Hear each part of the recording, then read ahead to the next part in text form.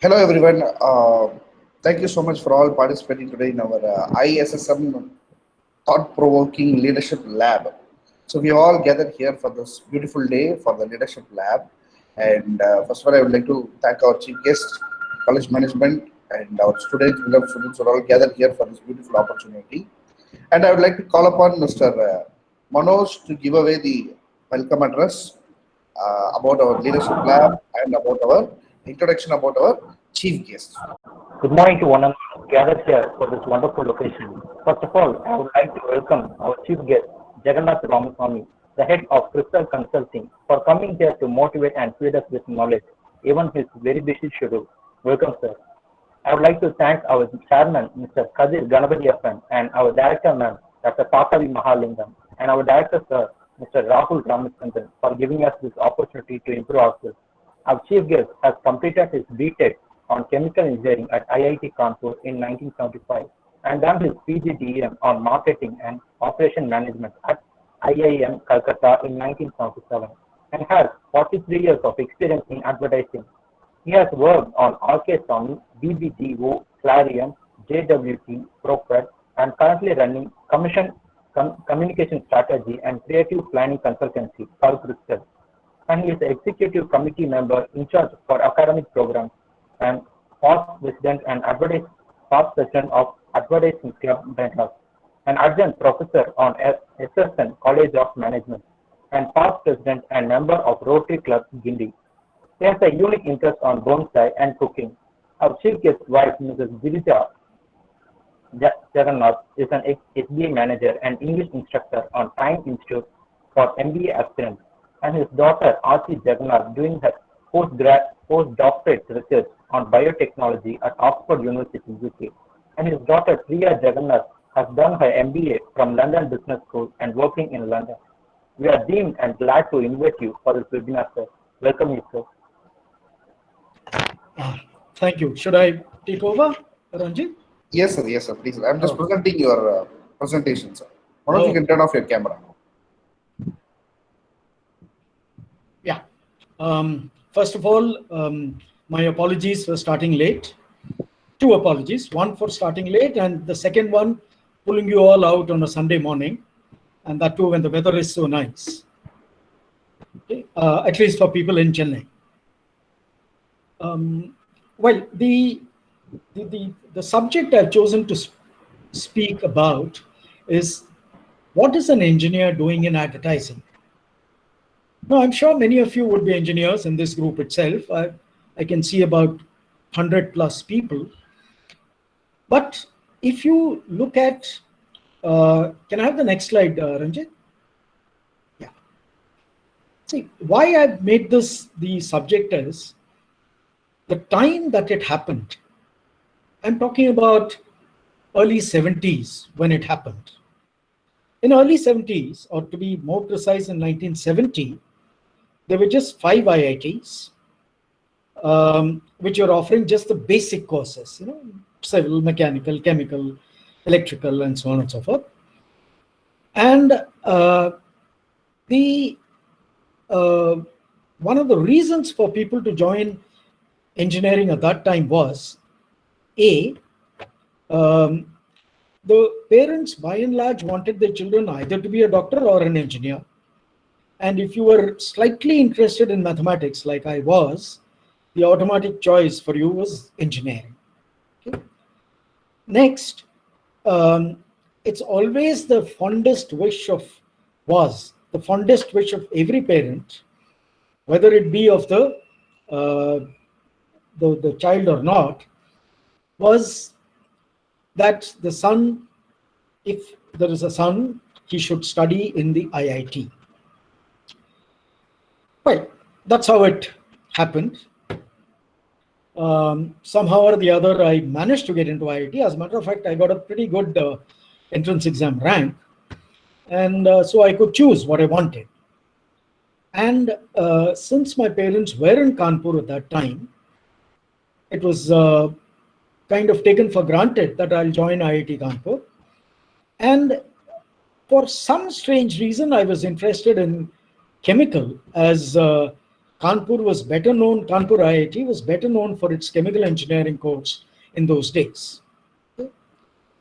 Um, Now, what was the reason for people to choose IIT? Forget about me. In my case, I don't know whether it was so relevant, but certainly in very many cases, especially for families which belong to the UP, getting into IIT means ensuring your place in the marriage market. If you're a boy, if you are an engineer, you got a halo around you. If you were an engineer from the IIT, you had double halo around you, and which meant that in the dowry market, your value was pretty high. So that was one of the reasons why people preferred IIT. So it was not so much to gain knowledge at that point in time as it was to ensure your position in your life, at a later stage. Can I have the next slide, Ranjit? Yeah. Now you should understand that engineering colleges, especially the IITs, were of a different kind in those days. IIT especially, there was actually very little, I would even say no, physical ragging. It was more of intellectual ragging. I still remember the question I was asked. Okay, you say you know mathematics well. How strong are you in algebra? I said, yeah, reasonably okay. Okay, fine. Tell me, suppose you have an expression which is x minus a into x minus b into x minus c and so on till x minus z.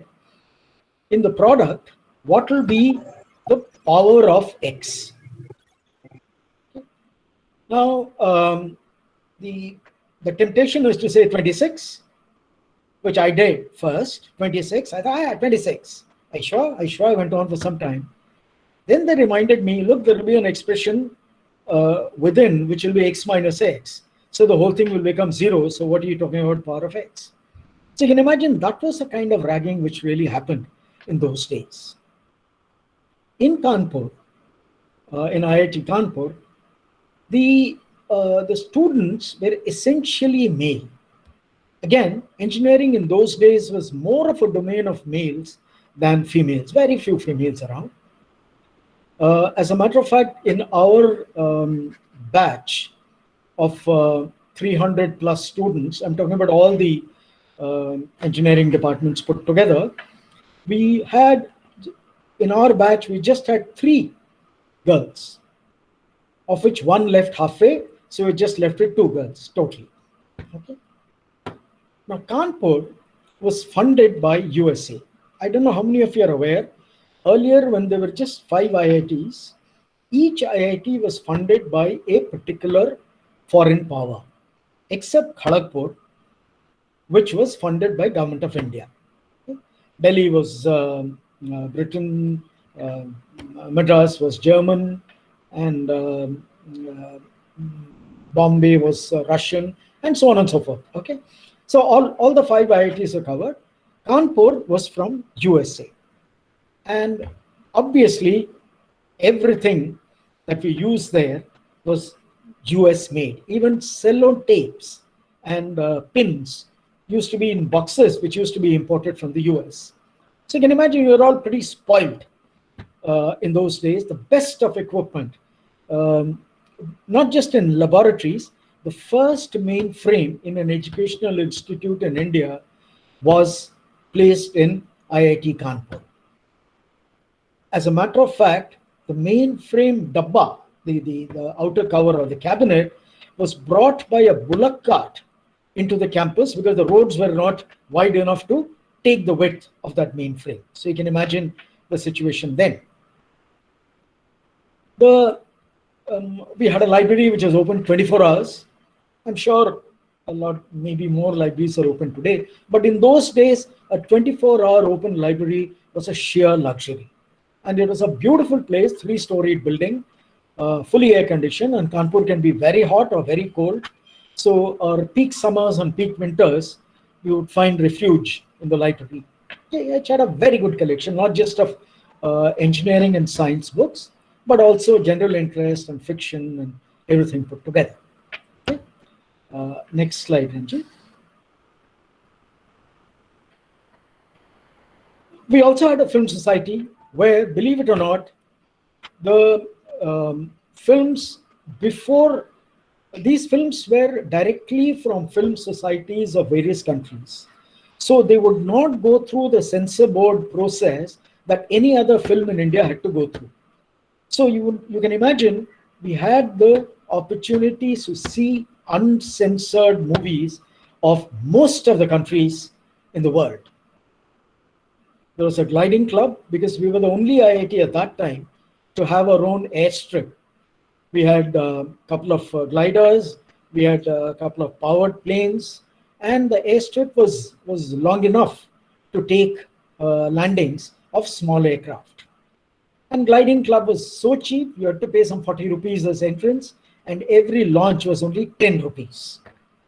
So most of us almost went near a student pilot license stage, but then later we withdrew because we knew that's not what we're going to do later in life. We had the best of faculty. Some were imported in the sense that from US universities with whom we had a lot of understanding, like MIT was very close to IIT, and so were some other, Cornell was also very close to IIT. And the best part is the tuition fees for me throughout the 5 years was just 12 rupees 50 paise per month. No entrance fee, no capitation fee, no deposit, no nothing. Library deposit was 100 rupees, that's it. The tuition fees, 12 rupees 50 paise per month, and that too only for 10 months in a year. The 2 months of summer holidays, there will be no fees. Hostel rent was first 3 years, 12 rupees 50 paise per month, because it was twin sharing, and fourth and fifth years at 25 rupees, where you got a single room. You had a choice. If you want, you took a single room. And for mess, which is where you eat, the charges were just about 100 rupees per month for vegetarians and about 30 rupees more for people who were non-veg. So you can imagine the kind of living we had at that point in time. No great expense, the best of facilities. Next slide, Ranjit.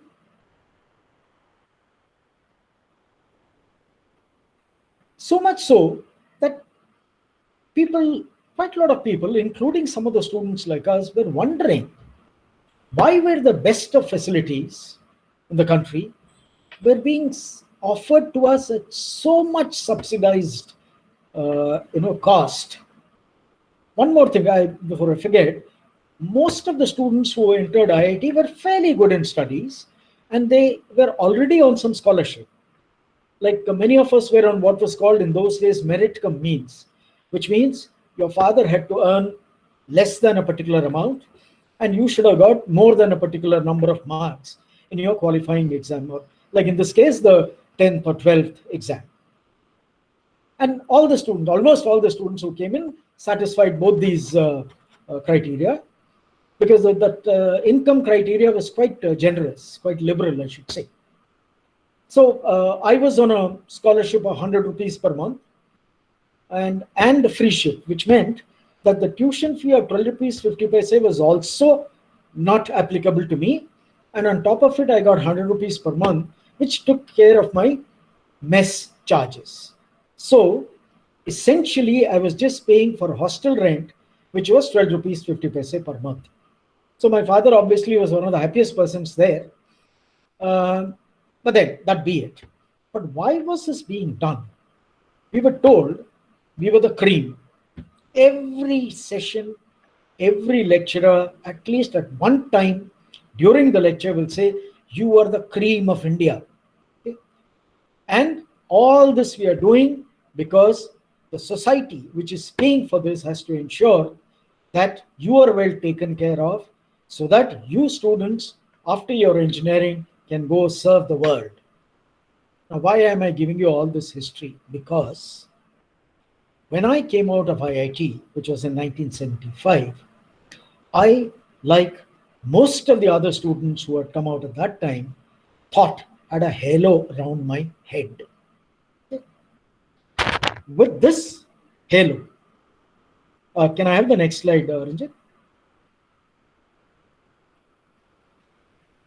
With this halo and a reinforced sense of being the cream, because on the last day again we were told, you the cream are going out today into the world, prove it to the world that you are the best of everything in terms of your education. So with this reinforced sense of self-importance, we actually got 2 horns, and with these 2 horns I ventured out, next slide please, to my first job. Now these jobs, in those days also we had placement from the campus, and engineering jobs were just 2 kinds. One is government sector and the other one is private sector. That's it. Unless you want to do further studies, which a lot of people did. Now government sector meant you will get a stipend of 500 rupees per month. Private sector meant you will get 650 rupees per month. Okay. Now this was the average. There could be 50 rupees plus minus either side, but the general figure was around that. Not just the average, even the mode was this. I was offered Swadeshi Polytechs, which was in Ghaziabad, overnight journey from Kanpur. Ghaziabad is near Delhi. I went, reached there. We were from the station. We were taken. There were another 4 people from IIT Kanpur who were all chemical engineers. 4 of us had joined Swadeshi Polytechs. So the 4 of us were met at the station by some HR person of the factory, and we were taken to Chamari.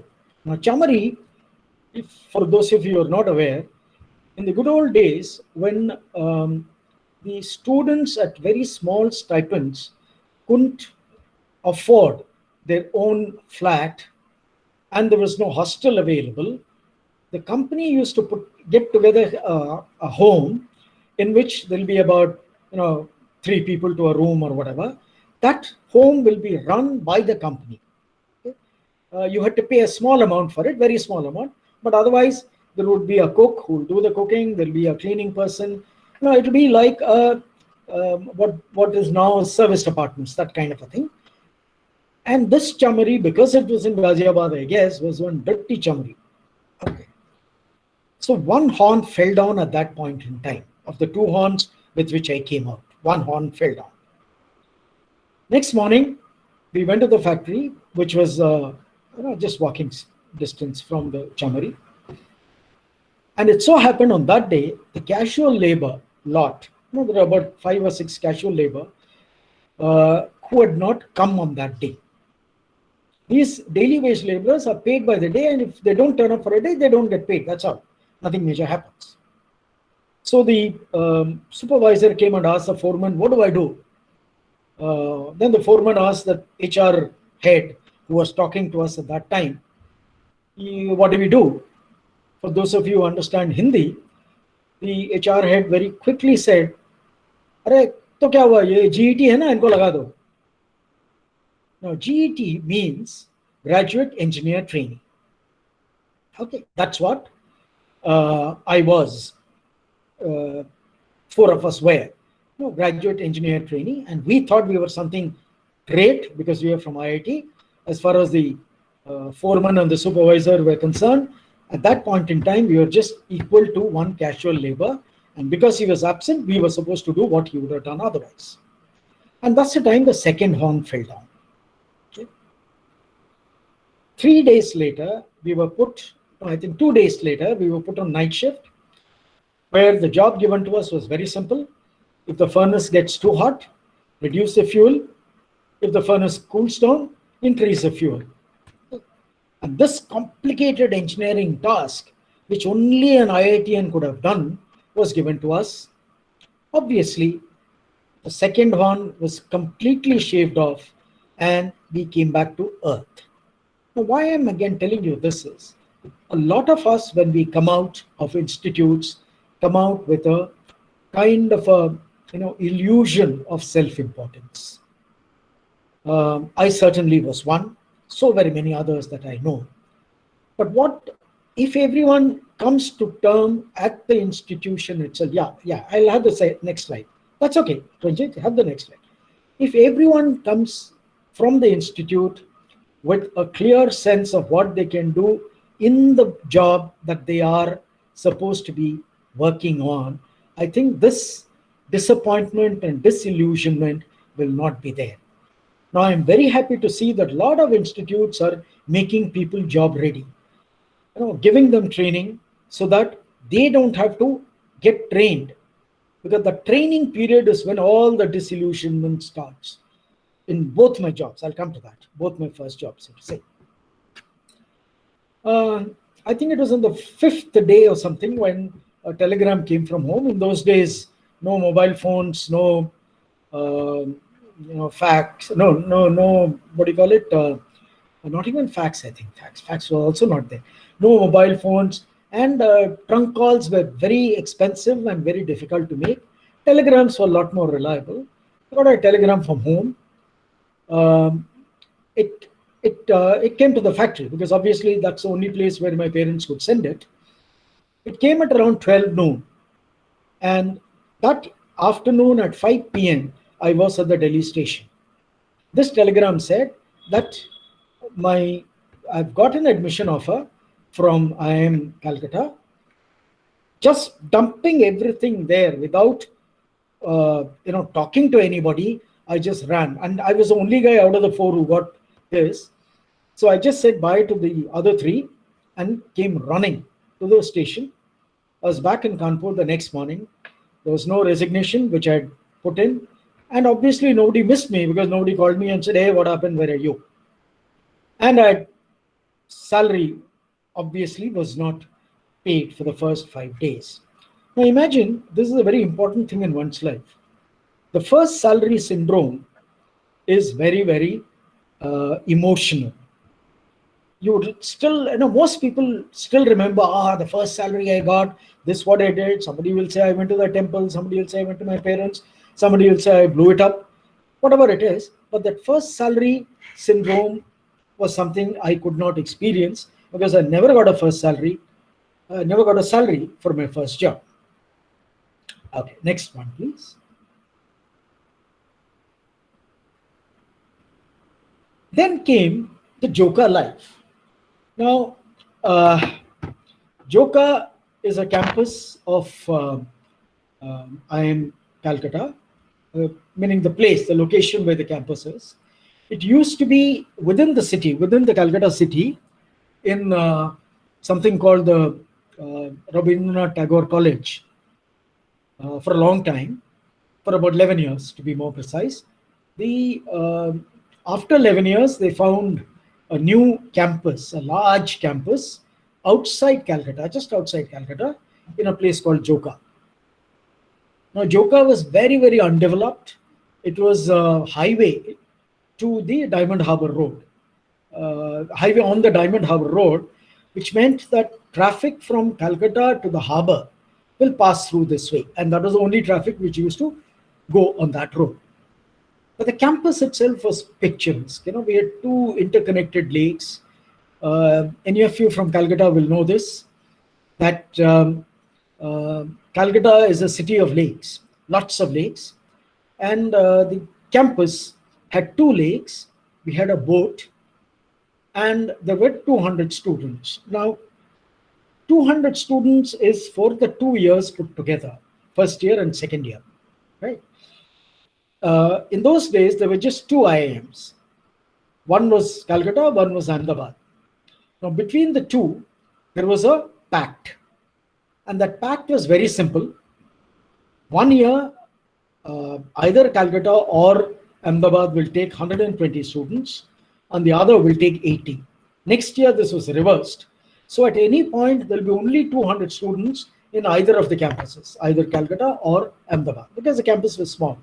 And also, the government didn't want too many of these graduates, postgraduates coming out, as job market could become a bit tricky at that time. And one of the, in my batch, there were 80 students. One of those 80 students was a girl most of you would have heard of, Indra Nui. She was Indra Krishnamurthy at that time, who went on to become the head of Pepsi. We had a very nice dhaba just outside the campus. There were weekly outings to Calcutta city. In between, the administration, the college administration, found that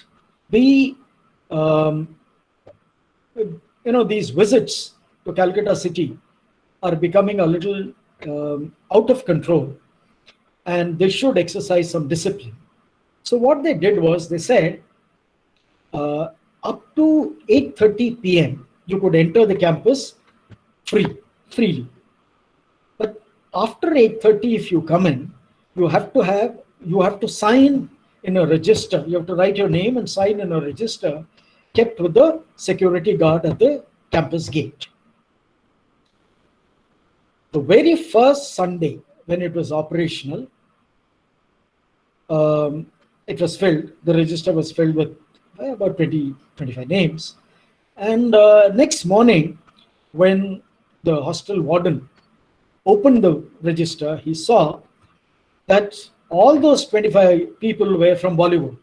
There were 4 or 5 Dharmendras, there were 5 or 6 Rajesh Khannas, there were a few Jitendras, and there were even a couple of Hema Malini's thrown in. So you can imagine the kind of seriousness that students gave to that book. Obviously, they discontinued this practice, and then they said you'll have to deposit your ID card and pick it up next day and so on and so forth. But then that was again one of the fun elements. Now, one promise I had made to myself today was that because I'm pulling you out on Sunday, I'm not going to make it a Gyan session for you. I'm sure you'll have a lot of occasion for that. This is more to share how I overcame certain disappointments in my life, certain disillusionments in my life, after having been lucky enough to study in the best of institutes, like you people are doing today. Next slide. Now, Joka life was a different kind of life compared to engineering. Now, engineering, there were a lot of assignments. There were answers which were right or wrong. There were formulas to remember. There were experiments to conduct. So these were things which were largely predictable, which were there. But Joka life, or a management life as you are perhaps undergoing now, a lot of it is unpredictable. There is very little in management which is right or wrong, very little. Most of it would be right under some circumstances and wrong under the same circumstance. And in some other circumstance, they could be wrong and something else could be right. Now, so there was a kind of a change in culture that we kind of underwent over there. Yeah, I should mention here that out of the 300 odd students in my batch at IIT Kanpur, 18 of us got into IIM Calcutta. See, IIT, because it was in a small town like Kanpur, was highly respected. So the entrance exam for IIM Calcutta was held at IIT Kanpur. In those days, it was separate entrance for Ahmedabad, separate for Calcutta. There was no common entrance exams. And we all appeared for the Calcutta one. Nobody appeared for the Ahmedabad because we were all told that IIM Calcutta prefers engineers, while IIM Ahmedabad prefers arts students. Whether it is true or not, we decided to go with Calcutta, and all 18 of us, and 22 or 24 of us wrote, 18 of us got in. So you can imagine the kind of bonding that we could enjoy even after coming to Calcutta, which was a new city, at least for me, because till then I've always been living with my family, even in a hostel, but in the same town as my family was living. In Calcutta, the faculty was internationally well known, as of course in Kanpur also. But here there was a difference. We used to get people from really well known management schools, like we used to have from Harvard, we used to have from Ford College, we used to have from, there used to be not Kellogg's, an equivalent of Kellogg's, I forget the name, from that. And a lot of corporate honchos from India would be there to take sessions for us. The heads of, let's say, the heads of Ford, the heads of a lot of public sector heads, the heads of Britannia, the head of Parry, everyone is coming to Calcutta at some point or the other, because to them also it gave them a nice feeling to come into one of the better known institutions in the country. And for the students, actually they made a lot of sense, because none of them tried to give us any gyan. They said, I leave that to your teachers. If I were to give you gyan, then I would be doing a disservice to the teachers on the one hand and to you on the other, because they are much more qualified and better skilled to give you that, which is what I'm also attempting to do now, incidentally. These 2 years are full of fun. Of course, there was some knowledge gaining. But the fun, somehow or the other, I felt was a little more than the knowledge that we gained. Next slide, please. Now, at the end of 2 years, as usual, jobs. Well, after all, one joined IIM to get a good job. At least I did. Okay?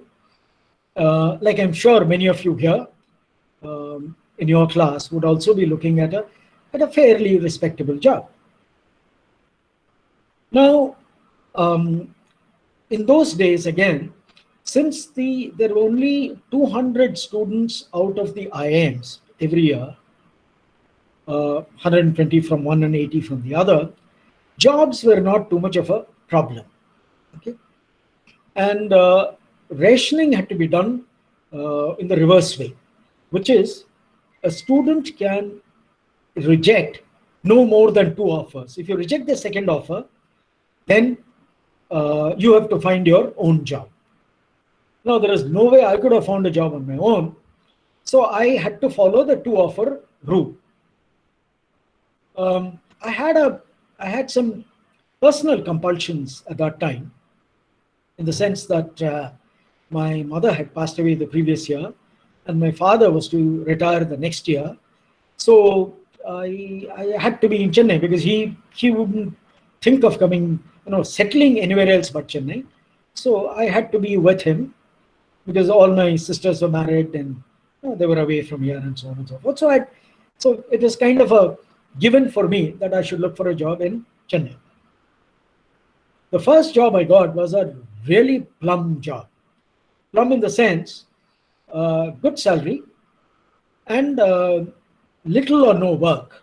Now, this was in the Planning Commission of the Government of India. Now, Planning Commission, I don't know if any of you are aware, the smallest or the least time they take for coming out with any information will run into weeks. Okay, as against private sector, where everything is wanted yesterday. Now, in the case of Planning Commission, people ask for it only the next week, and these people give it the week after. So that way, it was a very cushy job. You didn't have to strain yourself. There was no stress, and the money was pretty good. You would get your quarters, all kinds of things, and that was a plum offer. But then that was Delhi based, so obviously I couldn't take it. So my first offer.